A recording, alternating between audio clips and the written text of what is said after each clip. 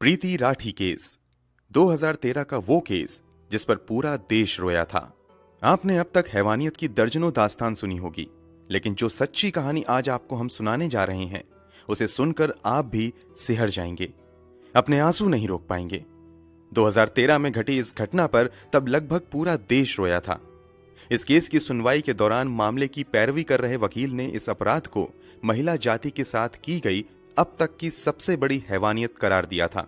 वहीं इस केस की सुनवाई कर रही जज ने फैसला सुनाते समय ऐसी टिप्पणी की थी जिसे सुनकर हर किसी की आंखों में आंसू आ गए थे। आखिर यह घटना क्या थी और कहां घटी थी? इस केस की सुनवाई के दौरान जज ने क्या टिप्पणी की थी? इस केस में और क्या कुछ हुआ था? चलिए जानते हैं सब कुछ सिलसिलेवार तरीके से इस वीडियो में। तारीख थी 1 मई 2013। वैसे तो ये तारीख अधिकतर लोगों के लिए आम दिनों की ही तरह थी, मगर दिल्ली के नरेला में रहने वाली प्रीति राठी के लिए यह दिन बेहद खास था। आज पहली बार प्रीति दिल्ली के बाहर जा रही थी। पहली बार घर छोड़कर बाहर जाने की वजह से मन में थोड़ी घबराहट भी थी, लेकिन खुशी भी थी, क्योंकि प्रीति ने वो कारनामा किया था जिस पर उसके पूरे परिवार को नाज था। दरअसल 23 साल की प्रीति राठी ने दिल्ली से ही नर्सिंग की पढ़ाई की थी। पढ़ाई पूरी करने के बाद वो मिलिट्री हॉस्पिटल में नर्स बनना चाहती थी। इसके लिए उसने तैयारी भी शुरू कर दी थी। इसी दौरान इंडियन नेवी में नर्स की वैकेंसी निकली।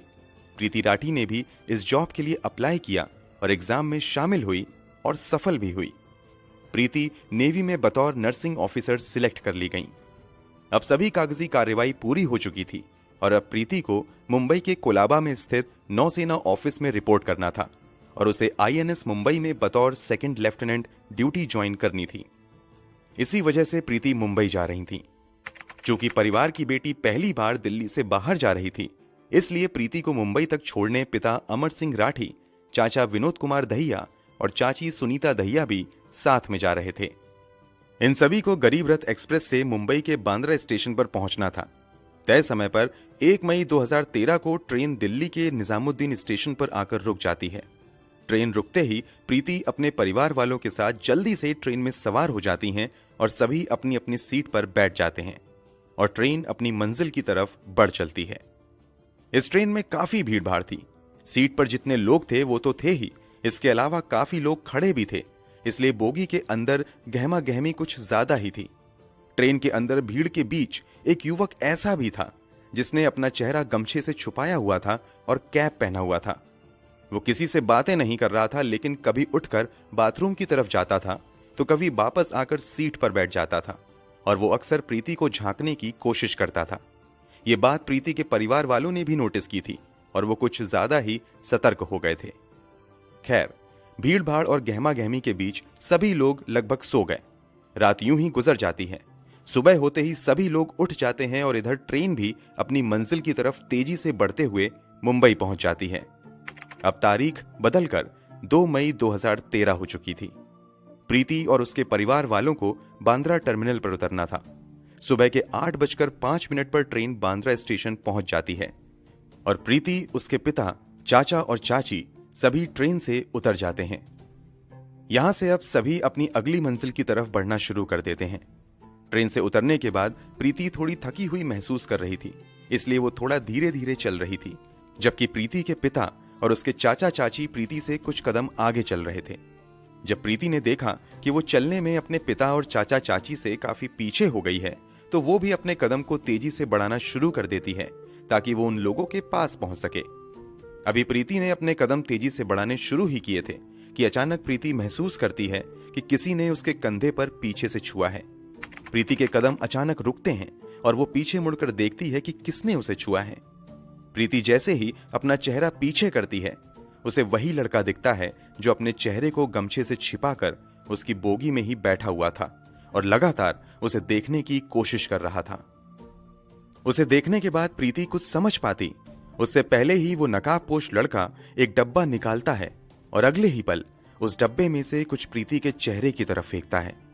जैसे ही वो फेंकी गई चीज प्रीति के चेहरे पर पड़ती है, अचानक प्रीति दहाड़े मारकर चिल्लाना शुरू कर देती है। प्रीति की आवाज सुनकर उसके पिता और चाचा चाची दौड़कर उसके पास आते हैं। दूसरे पैसेंजर भी प्रीति के आसपास जमा हो जाते हैं। प्रीति की हालत देखकर लोगों को समझ आ जाता है कि दरअसल किसी ने उसके चेहरे पर फेंक दिया है। प्रीति के पिता और चाचा चाची जैसे ही प्रीति को संभालने की कोशिश करते हैं, एसिड के कुछ छींटे प्रीति के कपड़ों से उनके हाथों पर भी लगते हैं और उन लोगों के भी हाथों में जलन शुरू हो जाती है। फिर भी वो सभी अपने दर्द को भुलाकर प्रीति को संभालने में लग जाते हैं। प्रीति के पिता और चाचा तुरंत उसे उठाते हैं और स्टेशन मास्टर के ऑफिस में लेकर चले जाते हैं। क्योंकि प्रीति काफी तकलीफ में थी और जख्म काफी गहरा लग रहा था, इसलिए रेलवे अधिकारी तुरंत प्रीति को दूसरे अस्पताल भेजने की तैयारी शुरू कर देते हैं। स्टेशन से सभी घायलों और प्रीति को भाभा हॉस्पिटल के लिए भेज दिया जाता है, लेकिन प्रीति की हालत बहुत ज्यादा गंभीर थी, इसलिए उसे भाभा हॉस्पिटल की बजाय पास के ही गुरु नानक हॉस्पिटल में भर्ती करवाया जाता है। उधर वो नकाबपोश लड़का प्रीति पर एसिड फेंकने के बाद भागने लगता है। तभी प्रीति की चीख सुनकर ठीक प्रीति के नजदीक खड़े समीर शेख नाम का एक युवक तुरंत उस डब्बे को उठाकर समझने की कोशिश करता है कि अचानक से हुआ क्या है। तभी डिब्बे से एसिड समीर के हाथों पर भी गिरता है। वो तुरंत डब्बा नीचे फेंकता है और समझ जाता है कि इस लड़की पर एसिड अटैक हुआ है और वो तेजी से उस नकाबपोश व्यक्ति के पीछे भागना शुरू कर देता है। साथ ही चिल्लाता है, सलीम, सलमान, उसे पकड़ो, पकड़ो। दरअसल सलीम और सलमान भी समीर के साथी थे, इसलिए समीर को जब ये एहसास होता है कि लड़की पर एसिड अटैक हुआ है तो वो नकाबपोश के पीछे भागना शुरू कर देता है। साथ ही अपने दोनों जानने वालों को भी उस नकाबपोश लड़के को पकड़ने के लिए कहता है।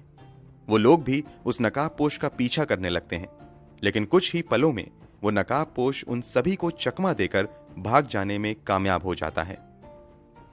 समीर शेख, सलीम और सलमान, ये तीनों नाम याद रखिएगा, क्योंकि इस केस में इन तीनों ने आगे महत्वपूर्ण भूमिका निभाई थी। प्रीति को गुरु नानक हॉस्पिटल में एडमिट करवा दिया जाता है, जहां उसका ट्रीटमेंट शुरू हो जाता है, जबकि प्रीति के पिता, चाचा, चाची और समीर शेख को भी भाभा हॉस्पिटल ले जाया जाता है। इधर पुलिस मौके पर पहुंचकर स्पॉट पंचनामा बनाना शुरू कर देती है। समीर के जख्म ज्यादा गहरे नहीं थे, इसलिए उसे हॉस्पिटल से कुछ ही देर बाद छुट्टी मिल जाती है और उसे पुलिस वापस घटना स्थल पर लेकर आती है और उसके बयान के आधार पर पंचनामा दर्ज करना शुरू कर देती है। इसके अलावा पुलिस वहां से सबूत भी इकट्ठे करती है। चूंकि प्रीति को भाभा हॉस्पिटल ले जाने के लिए कहा गया था, लेकिन उसकी हालत ज्यादा गंभीर थी, इसलिए जल्दबाजी में गुरु नानक हॉस्पिटल ले जाया गया था। लेकिन समस्या ये थी कि गुरु नानक हॉस्पिटल में बर्न यूनिट नहीं था और वहां कई अन्य सुविधाओं की भी कमी थी। इसलिए कुछ देर के बाद प्रीति को गुरु नानक हॉस्पिटल से मसीना हॉस्पिटल रेफर कर दिया जाता है।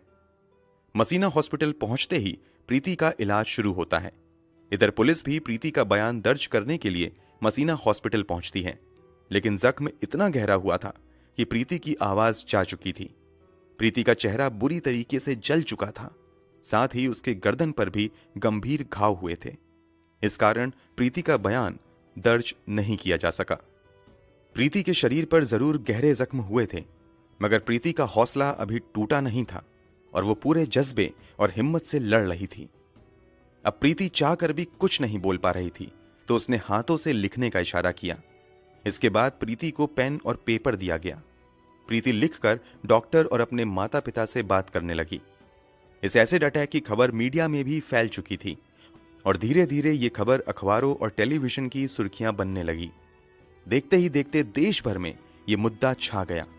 लोग इस एसिड अटैक के खिलाफ सड़कों पर उतरने शुरू हो गए और देश के कई हिस्सों में विरोध प्रदर्शन किया गया और जल्द से जल्द प्रीति के गुनहगारों को गिरफ्तार करके सजा देने की मांग शुरू की गई। पुलिस पर भी भारी दबाव था कि वो तुरंत अपराधी को गिरफ्तार करे, लेकिन समस्या ये थी कि अपराधी का कहीं से कोई क्लू नहीं मिल रहा था। हालांकि घटना के समय स्टेशन पर मौजूद कुछ गवाहों के बयान के अनुसार अपराधी का स्केच पुलिस ने तैयार करवा लिया था और अपराधी की तलाश शुरू हो गई थी, मगर पुलिस के हाथ खाली थे। इसी बीच 4 मई 2013 को पवन कुमार नाम का एक लड़का प्रीति की बहन तन्नू को फोन करता है और प्रीति के बारे में पूछता है कि वो कैसी है। पवन कुमार बीटेक का स्टूडेंट था और प्रीति से उसकी पुरानी जान पहचान थी। इस बात की जानकारी तन्नू अपने पिता अमर सिंह राठी को देती है और अमर सिंह जांच कर रहे पुलिस अधिकारियों को भी इस बात की जानकारी देते हैं कि पवन कुमार नाम के एक लड़के ने फोन करके प्रीति का हालचाल पूछा है। ये जानकारी हाथ लगने के बाद पुलिस वो स्केच जो गवाहों के बयान के आधार पर बनाया गया था प्रीति को दिखाती है और प्रीति से पूछती है कि क्या तुम इन्हें पहचानती हो। जवाब में प्रीति बोर्ड पर 3 नाम लिखती है, सत्यम, अंकुर और पवन कुमार। प्रीति के अनुसार स्केच में दिख रहा लड़का इन तीनों में से कोई एक था। क्योंकि प्रीति ने भी पवन कुमार का नाम लिया और पवन कुमार ने फोन करके प्रीति का हालचाल जाना था, इसलिए पुलिस अनुमान लगाती है कि शायद पवन कुमार ने ही प्रीति पर एसिड फेंका होगा और वो जानना चाह रहा होगा कि प्रीति जिंदा है या मर गई।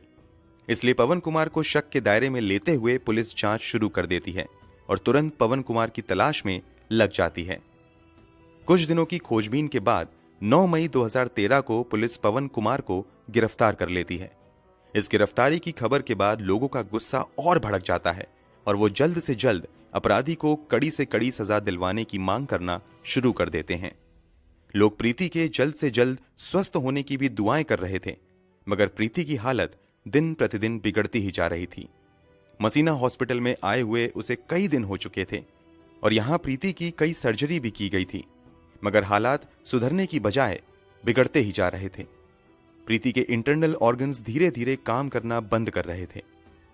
मसीना हॉस्पिटल के डॉक्टर को लगने लगा कि प्रीति की हालत ज्यादा गंभीर हो रही है, तो उन्होंने तुरंत प्रीति को रेफर करते हुए बॉम्बे हॉस्पिटल भेज दिया ताकि बेहतर इलाज मिल सके।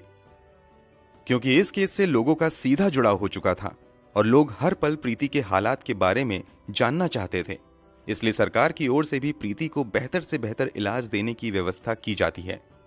जैसे ही प्रीति को बॉम्बे हॉस्पिटल लाया जाता है, देश के टॉप स्पेशलिस्ट डॉक्टरों की टीम बनाई जाती है और उन्हें ही प्रीति की इलाज का जिम्मा दिया जाता है। लाख कोशिशों के बावजूद यहां भी हालात सुधरने की बजाय बिगड़ते ही जाते हैं और प्रीति वेंटिलेटर सपोर्ट पर चली जाती हैं। फिर भी डॉक्टर हार नहीं मानते हैं और प्रीति की जान बचाने की हर संभव कोशिश करते रहते हैं। एसिड अटैक को हुए लगभग 2 महीने हो चुके थे और प्रीति अब भी हालात से लड़ रही थी, लेकिन अंततः 1 जून 2013 को दिल की धड़कन रोकने की वजह से प्रीति इस दुनिया को छोड़कर चली जाती हैं। प्रीति की मौत की खबर से देश में गम और गुस्से की लहर दौड़ जाती है। हर कोई प्रीति के जाने से सदमे में था।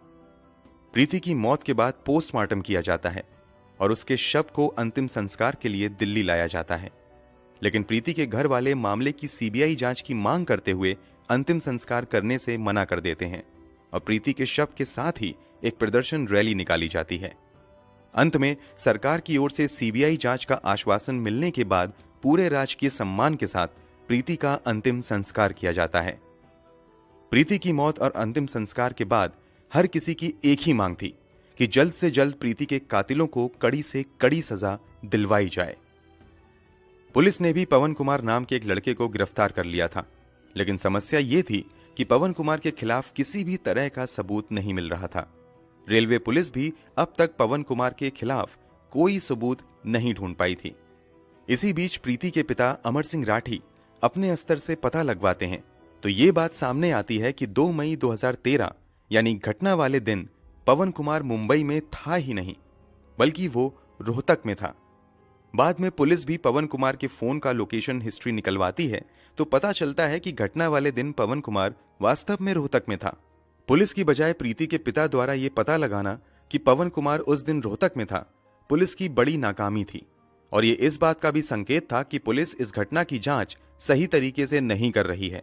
इसलिए प्रीति के पिता कोर्ट में एक रिट पिटीशन फाइल करते हैं और सीआईडी मुंबई से जांच की मांग करते हैं। कोर्ट ये मांग मान लेता है और मामले की जांच सीआईडी मुंबई को दे दी जाती है।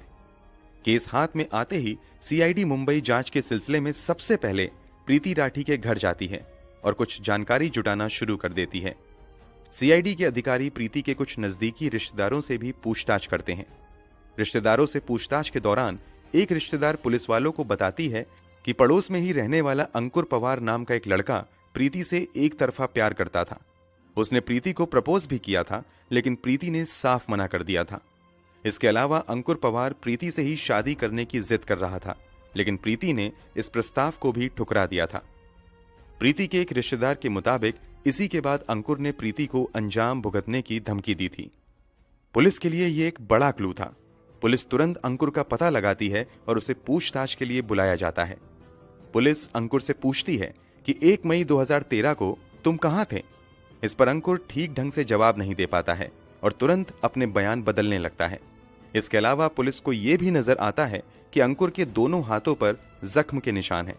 ये जख्म वैसे ही थे जैसा कि एसिड से जलने पर होता है।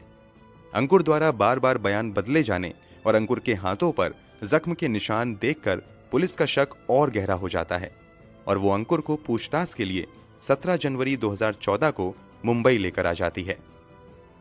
मुंबई लाकर उससे कुछ और पूछताछ की जाती है और कुछ ही समय की पूछताछ में ये साफ हो जाता है कि एसिड फेंकने वाला व्यक्ति कोई और नहीं बल्कि यही अंकुर पवार था। पुलिस तुरंत अंकुर को गिरफ्तार कर लेती है और उसके मेडिकल एग्जामिनेशन के लिए जेजे हॉस्पिटल भेज देती है। हॉस्पिटल से आने के बाद पुलिस अंकुर से पूछताछ शुरू करती है। पूछताछ में अंकुर बताता भी है कि दरअसल वो प्रीति को पसंद करता था और उससे ही शादी करना चाहता था, लेकिन प्रीति ने मना कर दिया था। इसी से वो काफी चिढ़ा हुआ था। इधर प्रीति ने इंडियन नेवी में भी नौकरी हासिल कर ली थी, जबकि अंकुर बेरोजगार बैठा हुआ था। इस कारण अंकुर के घरवाले उसे ताना देने लगे थे। इससे भी अंकुर को प्रीति से काफी जलन होने लगी थी। इसी के बाद अंकुर ने तय कर लिया था कि वो प्रीति को सबक सिखाएगा। प्रीति ने नेवी में नौकरी हासिल की है, इस बात की जानकारी आसपास के लोगों को भी लग चुकी थी और लोग ये भी जान चुके थे कि 1 मई को प्रीति मुंबई जाएगी। अंकुर को भी इस बात की जानकारी हो चुकी थी, इसीलिए वो ट्रेन में सवार हुआ था। अंकुर ट्रेन के अंदर ही प्रीति पर एसिड फेंकना चाहता था, लेकिन ट्रेन के अंदर भीड़ काफी ज्यादा थी और ऊपर से अंकुर लगातार ट्रेन में प्रीति को घूर रहा था। इस कारण उसके माता पिता कुछ ज्यादा ही सतर्क हो गए थे, इसलिए ट्रेन के अंदर अंकुर को प्रीति के ऊपर एसिड फेंकने का मौका ही नहीं मिल पाया। वैसे सुबह के 4 बजे अंकुर ट्रेन की टॉयलेट के पास भी जाकर खड़ा हुआ था कि अब अगर प्रीति यहां आए तो वो यहीं पर एसिड फेंक देगा, लेकिन प्रीति वहां नहीं आई, इसलिए अंकुर का प्लान यहां पर भी फेल हो गया। आखिरी में जब प्रीति ट्रेन से उतरती है तब अंकुर उस पर एसिड फेंकता है। अंकुर ने जरूर अपना गुनाह कबूल कर लिया था, लेकिन पुलिस के सामने सबूत जुटाने की बड़ी चुनौती थी, इसलिए पुलिस अंकुर पवार के खिलाफ सबूत जुटाने में लग जाती है। सबसे पहले यह पता लगाने की कोशिश की जाती है कि आखिर अंकुर को एसिड दिया किसने था। जांच पड़ताल के दौरान खुलासा होता है कि अंकुर ने मुकेश भार्गव नाम के एक दुकानदार से यह कहते हुए एसिड खरीदा था कि उसने अंकुर बैटरीज नाम से अपनी एक दुकान खोली है, इसलिए उसे एसिड चाहिए। अंकुर ने दुकानदार को कहा था कि वो बहुत ज्यादा एसिड खरीदेगा, लेकिन ज्यादा एसिड खरीदने से पहले वो सैंपल देखना चाहता है, इसलिए दुकानदार ने उसे बतौर सैंपल एक हॉर्लिक्स के डब्बे में लगभग 2 लीटर एसिड दे दिया था।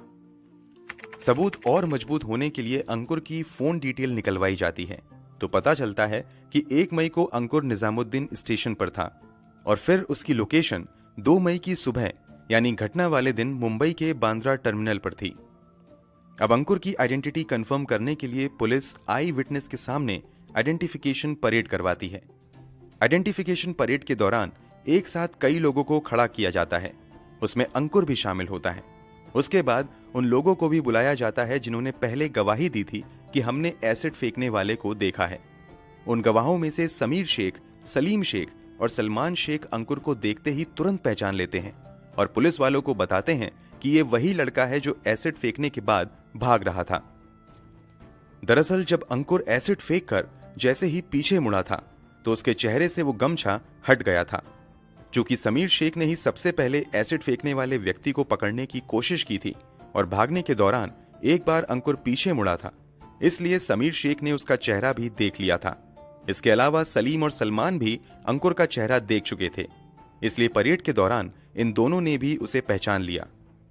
परेड के दौरान समीर इस बात की भी पुष्टि करता है कि पुलिस ने जो डब्बा घटना स्थल से बरामद किया था वही डब्बा उसने अंकुर के हाथ में भी देखा था। इन तीनों के अलावा पवन मालवीय नाम का भी एक व्यक्ति अंकुर की पहचान करता है।